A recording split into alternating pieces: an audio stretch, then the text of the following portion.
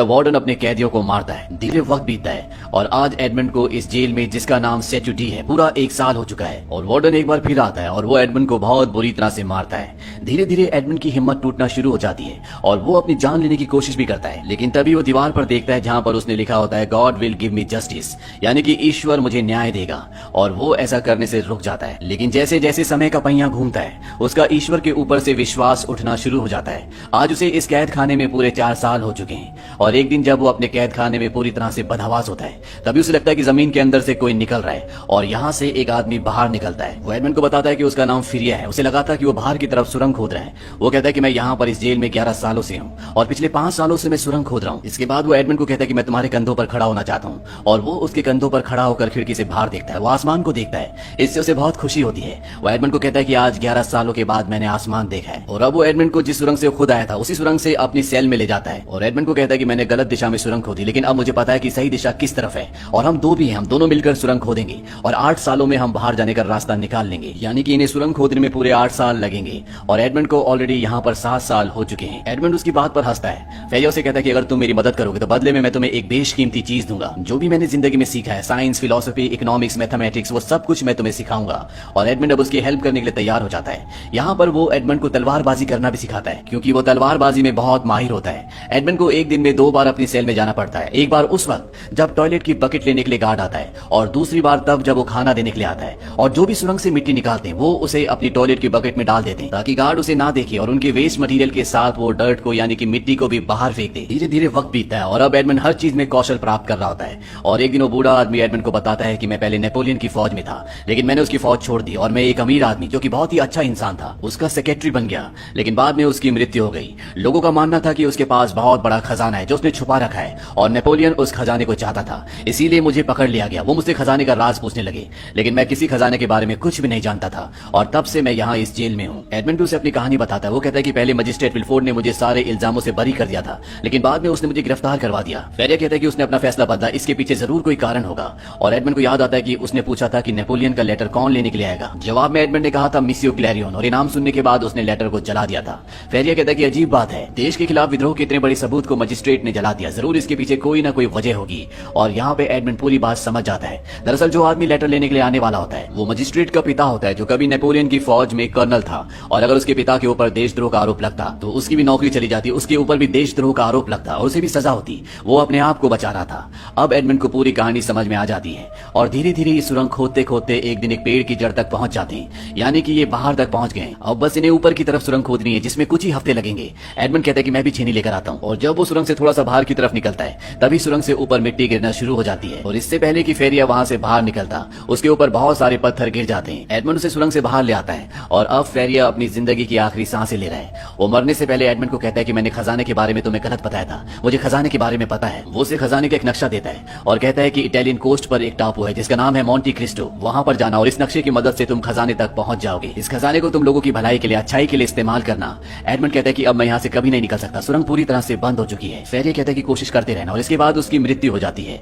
और तभी यहाँ पर गार्ड्स भी आ जाते हैं और गार्ड्स को पता चल जाता है कि फेरिया की मृत्यु हो चुकी है। वो अंदर आते हैं और उस वक्त एडमंड उसी सेल में पत्थर के नीचे जहाँ पर वो सुरंग खोदते थे वहां पर छुपा होता है। सेल के अंदर गार्ड्स फेरिया की बॉडी को एक कवर के अंदर लपेटकर वार्डन को बुलाने के लिए चले जाते हैं। वार्डन यहाँ पर आता है और वो फेरिया की बॉडी को उठाकर यहाँ से ले जाते हैं। दरअसल यहाँ पर मरने वालों की बॉडी को जंजीरों में बांधकर लोहे के साथ ताला लगाकर समंदर में फेंक दिया जाता है। गार्ड्स कहते हैं कि 3 की गिनती में हम इसे समंदर में फेंकेंगे। और जैसे वो 3 बोलने वाले होते हैं उस कवर के अंदर से एक हाथ निकलता है, क्योंकि उसके अंदर फेरिया नहीं बल्कि एडमंड होता है। एडमंड ने फेरिया की बॉडी अपनी सेल के अंदर रख दी होती है और खुद इस कवर के अंदर आ गया होता है। और एडमंड हाथ निकालकर वार्डन के पास जो चाबी होती है उसे खींच लेता है। वार्डन भी समंदर में गिर जाता है। एडमंड अपने ताले खोलकर जंजीरें खोलकर ऊपर आ जाता है और इससे पहले कि वार्डन यहाँ से भागता, जो उस पर बहुत जुल्म करता था, वो उसे यहीं समंदर में मार देता है और खुद यहाँ से तैरता हुआ एक दूसरे टापू पर पहुंच जाता है। वहां पहुंचकर वो बहुत खुश होता है क्योंकि आज कई सालों के बाद उसने पहली बार आजादी की सांस ली है। और तभी वो देखता है कि वहां पर बहुत सारे लोग बैठे होते हैं, ये सब के सब लुटेरे होते हैं, तो यहाँ पर अपने एक साथी को मारने के लिए आए होते हैं जिसने उन्हें धोखा दिया था।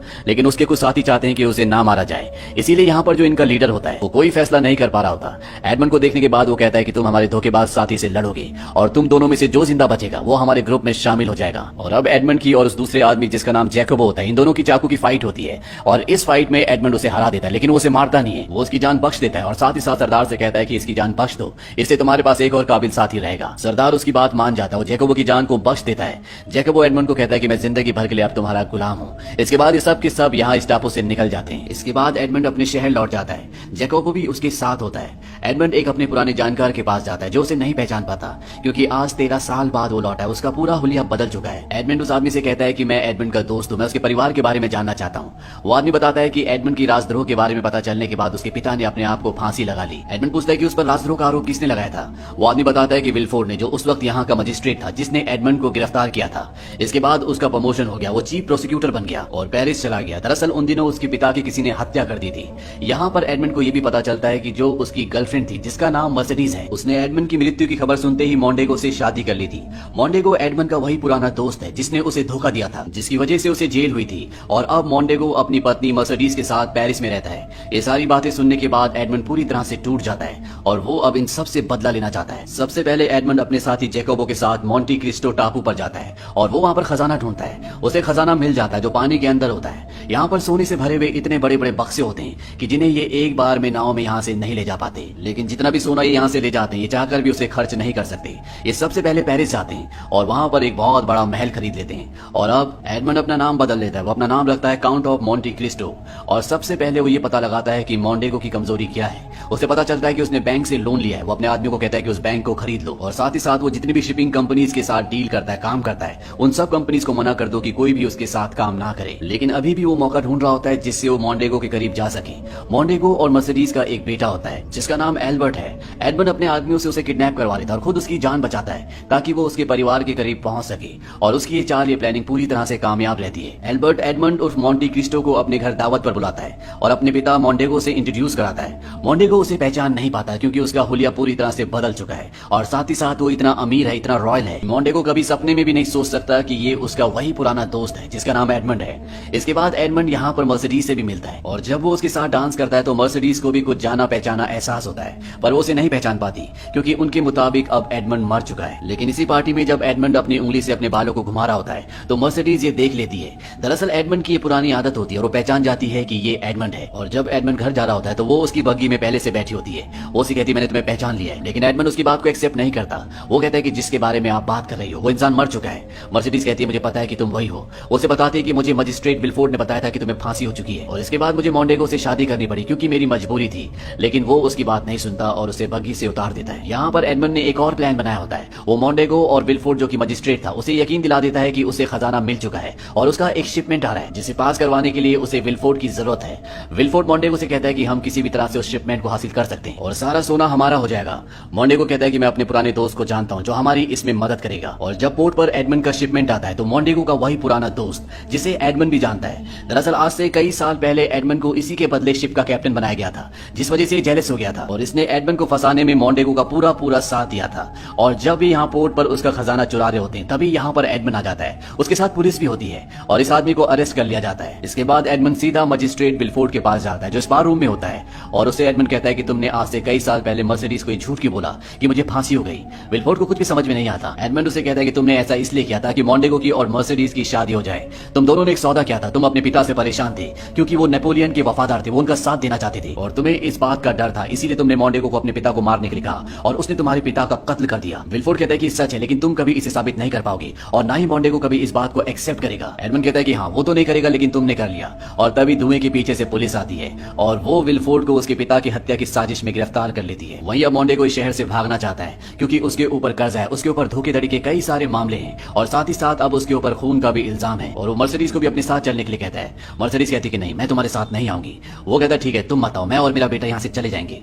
मर्सिडीज कहती कि वो तुम्हारा बेटा नहीं है, वो एडमंड का बेटा है और एक यही कारण था कि एडमंड की मौत की खबर के बाद मैं तुमसे शादी करने के लिए तैयार हो गई। इस बात से उसे बहुत गुस्सा आता है और वो यहाँ से निकल जाता है। वो सीधा उस जगह जाता है जहाँ पर इन्होंने एडमंड का खजाना चोरी करके छुपाया है। लेकिन जब वो बक्से खोलता है तो उसके अंदर मिट्टी के अलावा कुछ भी नहीं होता और अब एडमंड यहाँ पर आ जाता है। वो अपने असली रूप में आता है। मोंडेगो कहता है तो तुम जिंदा हो। वो तलवार से उस पर हमला करता है लेकिन अब एडमंड उससे भी बहुत बेहतरीन तलवारबाज है और एक ही झटके में उसे धराशायी कर देता है। देता है। लेकिन इससे पहले कि वो वहां पर आता, मोंटेगो का बेटा एल्बर्ट यहाँ पर आ जाता है और वो एडमंड के ऊपर हमला कर देता है। और एडमंड जब उसे मारने वाला होता है कि वहां पर मर्सिडीज आ जाती है और वो उसे बताती है कि तुम्हारे पिता मोंटेगो नहीं बल्कि एडमंड है।